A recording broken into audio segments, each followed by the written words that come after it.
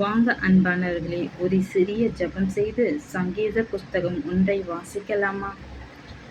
இயேசுப்பா, நீங்கள் தந்த இந்த நாளுக்காய் நன்றிப்பா. பரிசுத்த ஆவியானவரே, யாரெல்லாம் என்னோடு கூட சேர்ந்து சங்கீத புஸ்தகம் 1 வாசிக்கிறார்களோ ஆண்டவரே, அவர்கள் ஒவ்வொருவருக்கும் வேதத்தில் உள்ள விளக்கங்களை அறியும்படிக்கு, ஆழங்களை அறியும்படிக்கு, ரகசியங்களை அறியும்படிக்கு அவருடைய கண்களை நீ திறந்தருளும்படியாய், ஒவ்வொருவருடைய கண்களை நீ திறந்தருளும் பாதத்தில் கேட்கிறேன் சுவாமி. இயேசு நாமத்தின் மூலம் ஜெபிக்கிறேன் நல்ல பிதாவே, ஆமேன். வசனம் 1.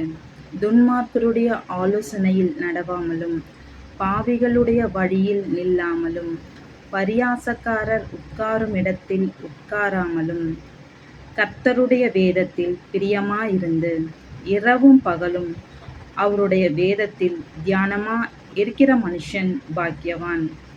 வசனம் 3.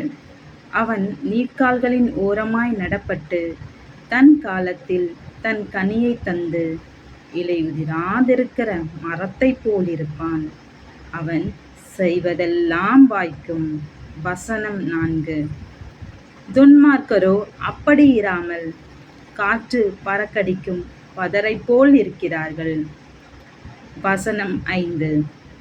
ஆகையால் துன்மார்க்கர் நியாயத்தீர்ப்பிலும் பாவிகள் நீதிமான்களின் சபையிலும் நிலை நிற்பதில்லை. வசனம் 6. கர்த்தர் நீதிமான்களின் வழியை அறிந்திருக்கிறார், துன்மார்க்கரின் வழியோ அழியும். ஆமென்.